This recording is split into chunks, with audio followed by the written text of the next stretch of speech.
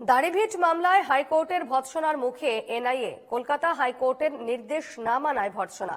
তদন্তকারী অফিসারকে তীব্র ভৎসনা বিচারপতির তপব্রত চক্রবর্তীর। কথা বলে নেব, টেলিফোনে রয়েছেন প্রতিনিধি দেবিকা মজুমদার। দেবিকা, দাড়িভিট মামলায় এবার হাইকোর্টের ভৎসনার মুখে এনআইএ। কেন হাইকোর্ট এনআইএ কে ভৎসনা করছে, ঠিক কি কারণ জানা যাচ্ছে?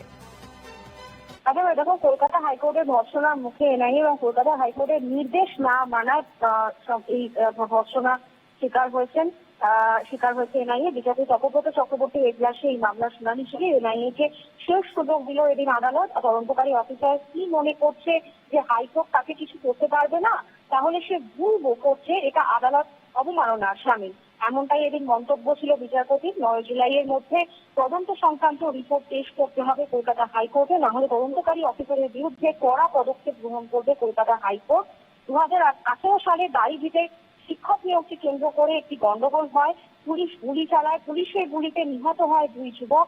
মৃত 2 যুবকের পরিবারের আইনজীবী পার্থ ঘোষ তিনি এদিন এজলাসে জানান, ওই বিশৃঙ্খল পরিস্থিতি সৃষ্টি হলে এক যুবক যে ওই বিদ্যালয়ের প্রাক্তন ছাত্র, যে তার বোনকে উদ্ধার করতে যায়, পুলিশের গুলিতে সে নিহত হয়। অন্যদিকে ওই ঘটনার সংলগ্ন একটি মিষ্টির দোকানে দাঁড়িয়ে থাকা যুবকেরও মৃত্যু হয় পুলিশের গুলিতে।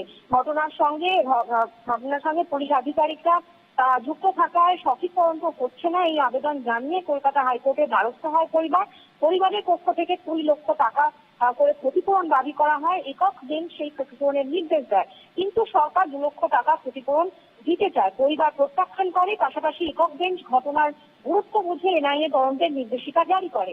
এই রায়কে চ্যালেঞ্জ জানিয়ে ডিভিশন বেঞ্চে আবেদন জানায় রাজ্য।